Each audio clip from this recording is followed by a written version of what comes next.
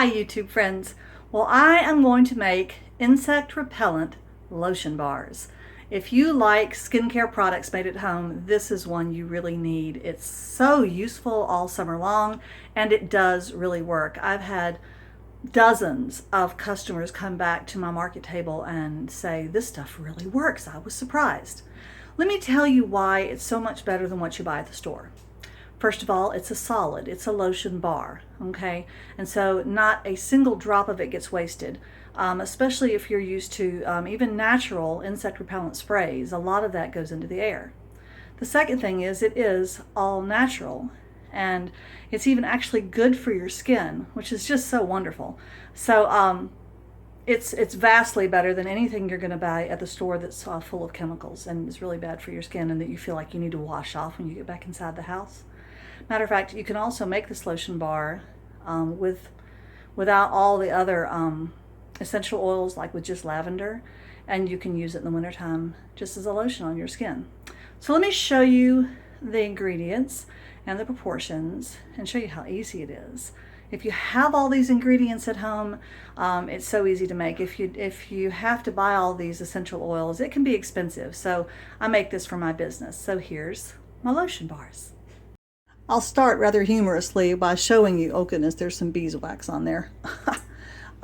Showing you the written recipe here because I have changed it so much. I'm not even sure where I first got this from. It might have been Wellness Mama, but it might have been somebody else. I'm not really sure.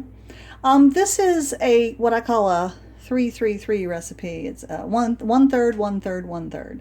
1/3 beeswax, 1/3 safflower oil, and then the other third is a division between coconut oil and lard. And I've said before, if you're, if it kind of ooks you out to put lard in there, it's just so good for your skin, just like any other ingredient. So this is about, well, exactly, except for the little pieces I just threw in there. This is 12 ounces of beeswax, and that's a lot of beeswax. It's a whole lot of beeswax. This is a nice solid bar. Okay, now after I get all the ingredients in there, including my essential oils back here, I'm going to just pour this into these molds. And these molds are 3-ounce molds, okay?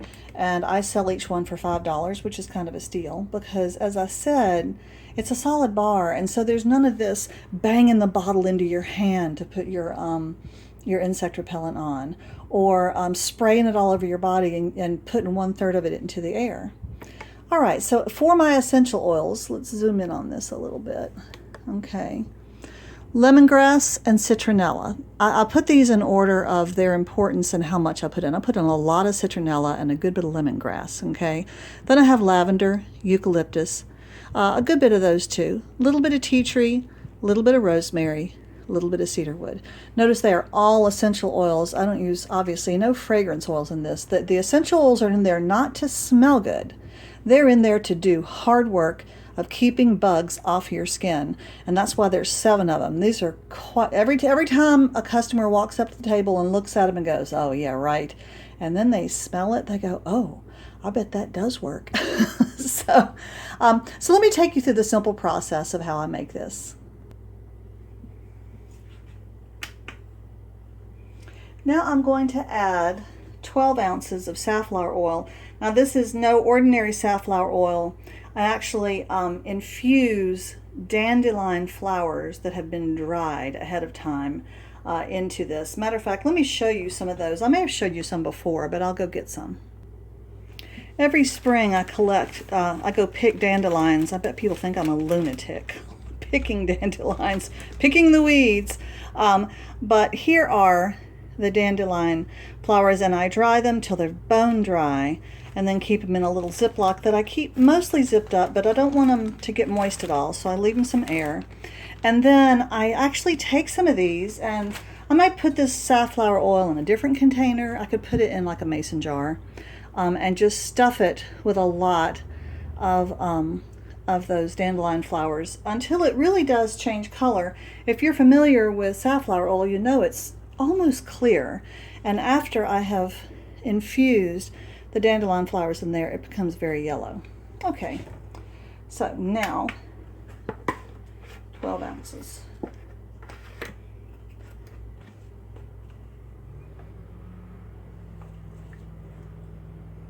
Just a little bit left in that one.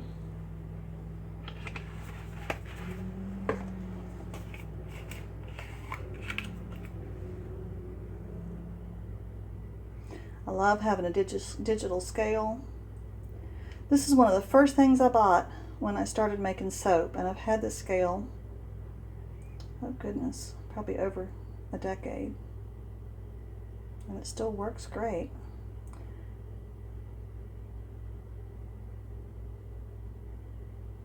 Okay, so that's 12 ounces. So you see I've got a good bit of this left for my next batch. I'll be making this all summer long.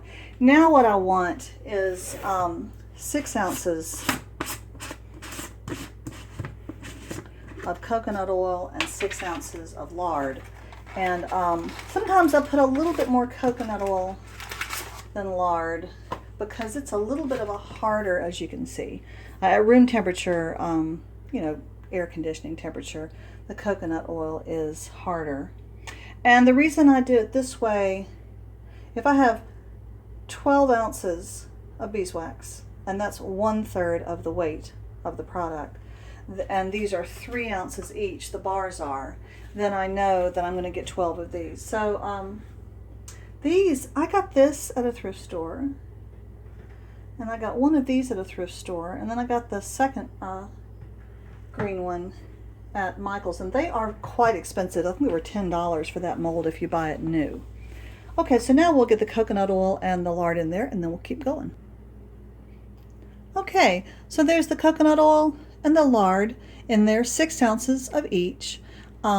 And now I'm going to put this on just a kind of a medium heat. I don't want it to get too hot, and there's a lot of beeswax in there. It's going to take it a while for that to melt. I'm going to melt this all down to a liquid, and then I'm going to remove it from the heat, add my essential oils, and pour it in.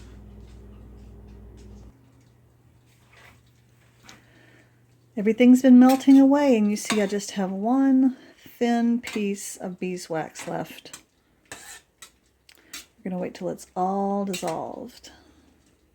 This is the time-consuming part where you honestly should go watch a video or something, because it takes forever for the beeswax to melt. Okay, well, I've moved this over off of the burner.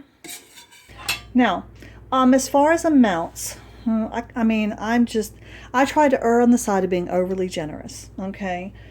This is my lemongrass, and I really wish it were in a bigger bottle, but I will probably put about a half a teaspoon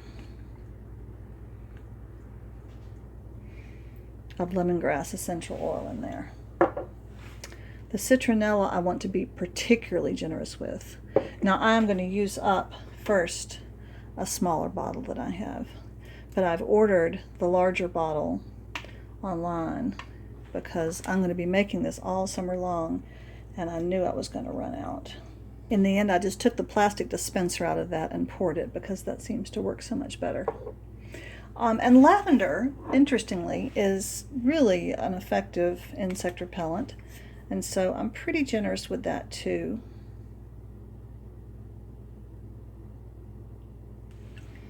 And I think you can see that by the time I get done with 7 of these, this is really going to be loaded with essential oils. Now we're getting down to the eucalyptus. Now I don't put quite as much of these because they are useful but not as important as the citronella and the lemongrass, especially at repelling mosquitoes, which is what we really want. Tea tree is also useful and is also so good for your skin. I'm putting probably 1/4 of a teaspoon of these in.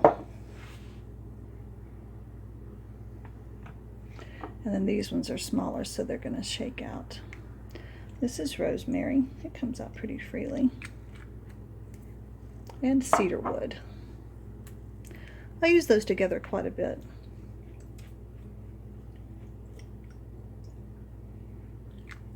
Okay. Now all that's left to do is just stir this up and pour it into the molds.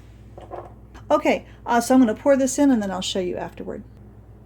And so now you see I've got 12 insect repellent lotion bars poured in. I'm going to let them just start to cool, and then I'm going to put them on little pans and put them into the freezer.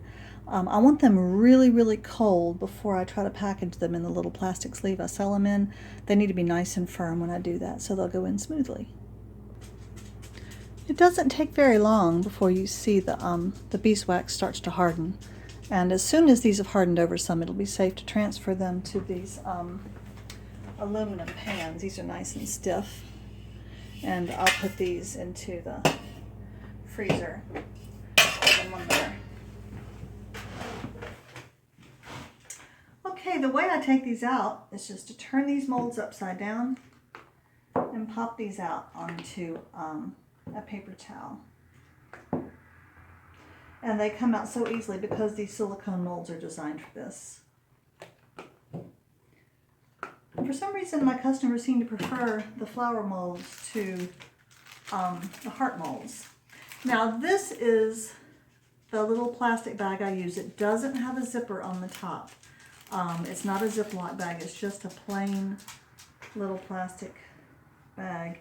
And in order to not let my fingers cause these to melt at all, this is really tricky. They barely fit. But I've done this so many times, I can make it work. I put them in there. I fold it over and tape it on the back. And then I put one of my little labels on the front. Although now I'm going to be doing these, writing these by hand and using my stamp. But there you have it. Insect repellent lotion bars. $5 each. And I made 12, so if they sell on Saturday, that'll be $60. That was a lot of fun, wasn't it? I hope you give it a try. Thanks for joining me.